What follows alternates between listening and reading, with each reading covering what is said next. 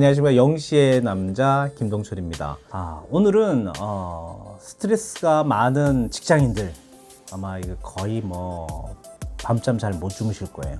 저도 이제 회사 직장 생활을 해봤는데 이렇게 신년 초가 되면 뭐 이렇게 기획서도 많이 쓰라 그러고 계획도 많고 그리고 그 전해에 했던 묵은 것들을 가지고 평가하기도 합니다. 되게 스트레스가 많아요. 그래서 오늘은 직장인 스트레스에 관계돼서 오늘은 좀 이야기를 해볼까 합니다. 영시의 남자, 뭐 직장인들 힘든 부분 저희들이 좀 많이 달래도 드리고 그리고 또 한번 체크도 한번 해볼 테니까 한번 꾸준히 들어보시면 좋은 아마 일들도 생기지 않을까 생각이 드네요. 자, 그러면 제가 시작하기 앞서서 직장인 스트레스 자가 검사가 있습니다. 오가 몇 개가 있는지 체크를 해보시면 되는 거예요.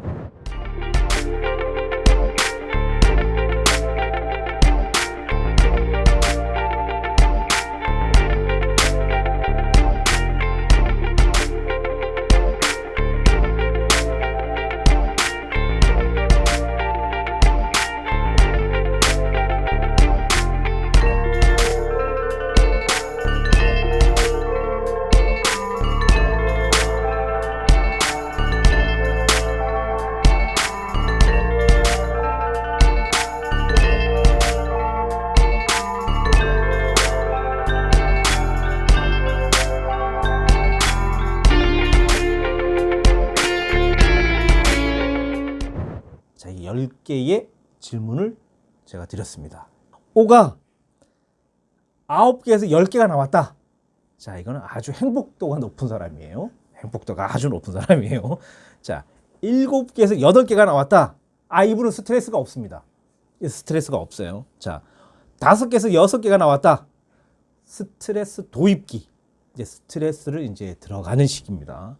자, 3개에서 4개가 나왔다. 이분은 스트레스가 되게 높아요. 자, 1개에서 2개가 나왔다? 저를 찾아보셔야 됩니다. 스트레스가 아주 심각하고 이건 우울증으로도 갈 가능성이 상당히 높습니다. 그래서 전문가 진단이 필요하다. 이렇게 얘기할 수는 있습니다. 사실은 이제 모든 직장인들이 연말이면 초조할까? 아니면 새롭게 해가 바뀌면 더 초조할까를 제가 한번 물어봤던 적이 있거든요. 우리가 연말이 되면 했던 일들을 잘 못 끝내서 막 초조함감이 있을 것 같다라고 생각을 했는데 그렇지 않더라고요.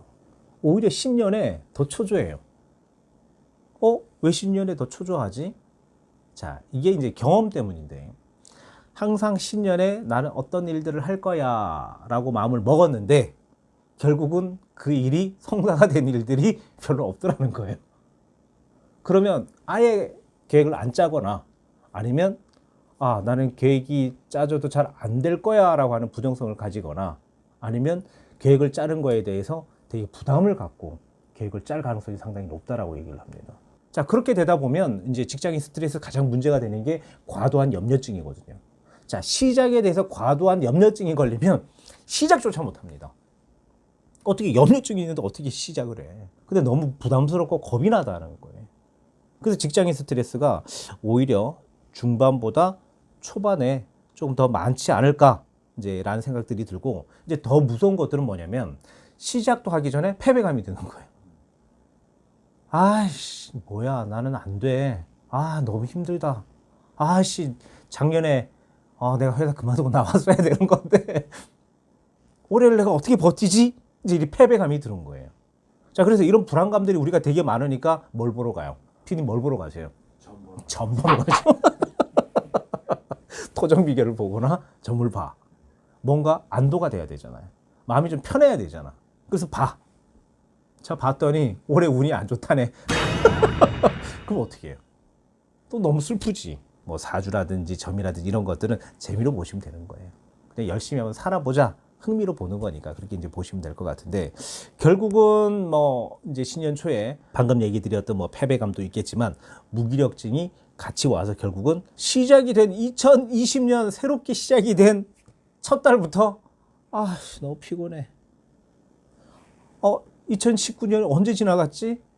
나는 즐기지도 못했는데 이제 이런 생각이 든다는 거예요. 자, 이런 것들이 계속 악순환이 돼서 계속 다람쥐 쳇바퀴 돌듯이 돌아간다면 이 얘기만 들어도 제가 가슴이 답답하네. 직장인들 스트레스가 아마 상당히 많지 않을까 이제 이렇게 보는 겁니다. 부정적인 생각을 계속 이제 갖고 있는 분들, 이제 직무 스트레스가 이제 그런 분들이 되게 많이 있는데, 와이미 증후군이라는 게 있습니다. 이 와이미 증후군이라는 게 부정적인 행동을 과잉적으로 나타나는 증상이거든요. 그리고 와이미 증후군도 사실은 직무 스트레스에 큰 몫을 차지하고 있다. 이렇게 보셔도 돼요. 와이미 증후군을 스마일 마스크 증후군하고도 이제 우리가 약간 좀 연관성을 좀 가져요. 직장 내에서 우리가 어때야 되죠? 항상 웃어야 되잖아요. 하기 싫지만 억지로 나는 웃어야 되고, 결국은 나는 많은 사람들에게 피해를 당하고는 있지만 어쩔 수 없어. 자, 그러나 머릿속에는 항상 부정적인 행동, 부정적인 생각이, 항상 부정적인 과잉적인 행동이 계속 머릿속에 떠나지 않는다는 거죠. 자, 이런 게 이제 와이미 증후군이라고 얘기할 수 있겠죠. 많다 작다 의 차이인 것이지, 와이미 증후군은 누구나 좀 많이 직장인들은 갖고 있지 않을까. 왜냐하면 자기가 좋아하는 일을 하고 성취 욕구가 큰 일이면 와이미 증상은 없을 거예요. 자, 그런데 이제 보통 우리가 직장인들이 어때요? 그렇지 않잖아요. 제 친구 하나도 의사가 되면 자기는 되게 행복할 것 같다. 근데 이제 얼마 전에 상담받으러 왔습니다. 너무 힘들 때 자기는 병원 그만두고 싶다는 거예요. 그래서 그 친구는 지금 자기 일에 대해서 회의감이 느껴진다는 거예요. 병원도 시스템이 있을 거고 여러 가지 뭐 체계가 있을 거고, 그렇죠? 계급이 있을 거고 나름대로 뭐 시스템이 있으니까 거기에 대해서 이 친구는 생각을 안 했었던 것 같아요. 그래서 제가 뭐라 그랬냐면, 그럼 너가 병원을 잠시 손을 놔라. 돈이 네가 만약에 이만큼 버는 게 있다면 요만큼만 번다 생각을 하고 페이 닥터를 쓰고 자기는 좀 쉬어라. 그리고 이 시간을 너가 의료 봉사를 가라. 그렇게 얘기를 해줬어요. 근데 의료 봉사는 못 가겠대. 그 이유가 가족 때문에. 또 이건 또 버릴 수 없다는 거네. 그럼 어떻게 해야 되지? 그러면서 나한테 얘기를 하는 거야. 해줘. 씨. 니한테 왔으니까 너가 다 해결해줘. 나 지금 괴로워. 빨리 해줘. 라고 계속 이야기를 하더라고. 자, 이렇게 되다 보면 일에 대한 부정심리가 과잉행동으로 가죠. 네. 근데 이런 것들이 이제 우리가 얘기하는 와이미 증상으로 확산이 되니까 결국은 문제를 계속 안고 있을 수밖에 없다. 네. 그래서 이제 너 약 먹어야 돼. 너가 처방해봐. 그래서 항우울제를 먹고 있습니다. 그 직장인들 스트레스가 이제 많이 확산이 돼버리면 직장인들 안에서 문제가 될 수도 있지만, 이게 고스란히 이제 생활 우울증으로 이렇게 가요. 그럼 생활 우울증으로 가다 보면 이게 이제 원래는 업무 우울증이죠. 업무 우울증이 생활 우울증으로 가면서 연초에 되게 싸움이 많아요. 네. 그래서 부부들이 연초에 야, 우리 으쌰으쌰 해보자 해놓고는 남편이 오면 이제 죽을 상을 쓰고 있는 거지. 아니면 아내가 직장에서 오면 아내도 죽을 상을 쓰고 있는 거예요. 그래서 가족 내에 뭔가 좀 냉랭한 기운이 1월 달부터 만들어져. 그런데 1월 달부터 준비 기간이에요, 부모님들은. 자, 아이들이 3월 달에 뭐 이렇게 다 학교를 가야 되고 뭘 하기 때문에 사실 제일 바쁜 기간이 부모님들은, 저도 이제 부모라서 알지만 학원 보내고 뭐 하고 일들이 생각보다 너무 많아요. 우리 학교 보내는 게 오히려 더 홀가분해. 근데 있으니까 이 아이들을 어떻게 준비를 해야 되고, 반이 뭐 어떻게 올라갈 거, 학년이 어떻게 올라갈 거니까 준비할 게 너무 많은데, 회사에서 똑같은 준비할 게 많고, 시작은 안 했는데 준비가 너무 많아. 그리고 리젝트되는 게 너무 많아요. 아무리 기획서를 갖다 줘도 이건 안 돼, 저건 안 돼, 저건 안 돼, 저건 안 돼. 그러니까 준비의 단계니까 준비를 해야 될 게 너무 많다라는 거예요. 집안에서도 준비가 많고, 그리고 또 나가서도 준비가 많고. 자, 이렇게 되다 보니까 피로감은 점점점 생기고, 결국은 겨울에 일조량이 많아요, 적죠. 일조량이 작으면 우울증이 생기거든. 근데 업무 스트레스와 딱 맞아 떨어지는 거예요. 업무는 뭔가 과도한데, 뭔가 기획은 많이 하는 것 같은데 해결될 것 같지는 않고, 요식행위로 기획서는 자꾸 밀어 넣어야 되고. 그 내가 뭘 하고 있는지 모르겠다라는 거예요. 자, 그렇게 되다 보니까 업무의 질은 떨어질 수밖에 없는 거고, 스트레스는 많아질 수 있는 거고. 그래서 연초에 직장인 스트레스가 생각보다 많다. 그런데 이제 연초부터 아프다고 얘기할 수 없잖아요. 자, 이것도 문제예요. 보통 이제 우리나라 사람들이 우울증이 걸리거나 이렇게 직무 스트레스가 있으면 아프다는 얘기 안 해요. 너가 능력이 없고 문제가 없으니까 아프다라고 얘기해. 제가 이제 좋아하는 말 중에 우리 옛날 다모에 보면 이제 너도 아프냐? 나도 아프다 뭐 이런 얘기 하잖아요, 그죠? 임원들도 아프고요. 임원들도 직장인입니다. 아프고 사원들도 아프고 중간 간부도 아플 것 같아. 다 아프니 조금만 여유를 좀 가지고 신년 초니까 이 일에 대한 업무 계획 되게 중요하죠. 자, 그러나 그런 일에 대한 업무 계획들보다는 등 두드려주고 시작을 했으니 업무를 좀 줄여주고 그게 사실은 요식행위로 가는 게 되게 많다고 그랬잖아요. 그죠? 그러지 말고 정말 할 일, 그죠? 그렇게 해서 사실 모여서 뭐 회식을 하고 뭐 이렇게 해서 뭐 붐업을 시키자는 건 아니고 신년 초에는 제일 좋은 건 덕담입니다. 너 작년에 되게 잘했어. 올해도 잘할 수 있을 거야. 내가 도와줄게. 야, 도와줄게가 들어가야 줘야 돼요. 예.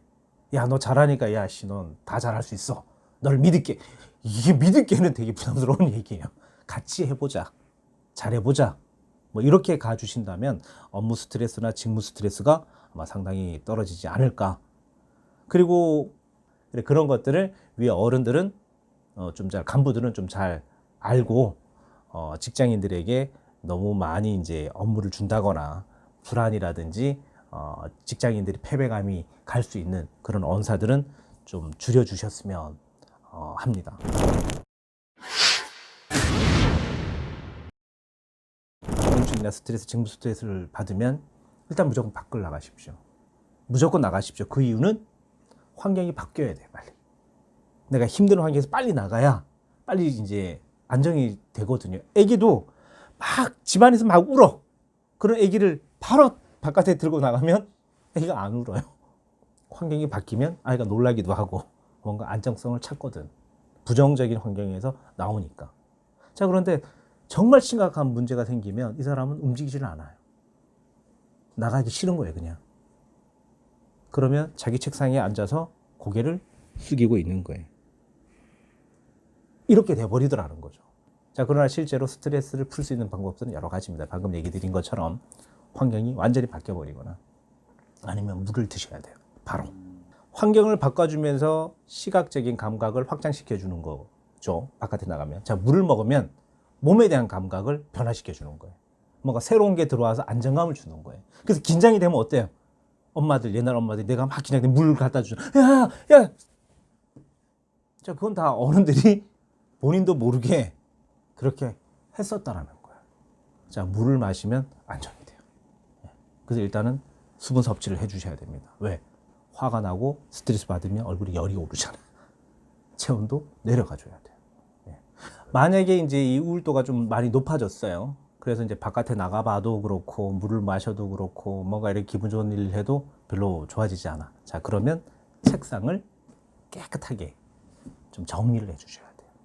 자, 그리고 제일 잘 보이는 앞자리, 그러니까 뭐 자기 눈높이에 맞는 쪽에 그림을 붙여놔도 좋고 가족 사진을 붙여놔도 좋고 여행 목적지가 있다 그러면 여행 목적지를 하나 딱 붙여놔도 좋습니다. 제가 얼마 전까지 크루즈 배를 붙여놨었어요.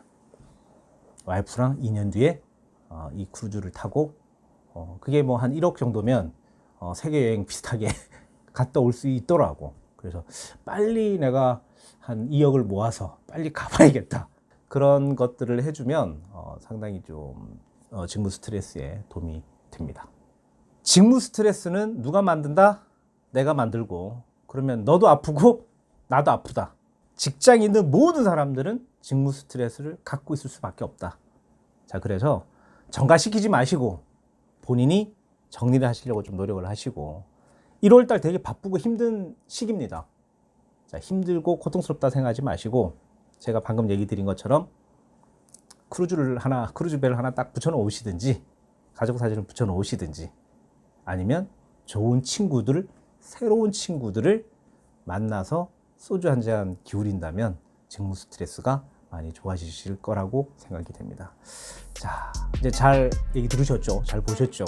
자, 좋아요, 구독, 알림 설정 부탁드리겠습니다. 좋은 밤 되십시오.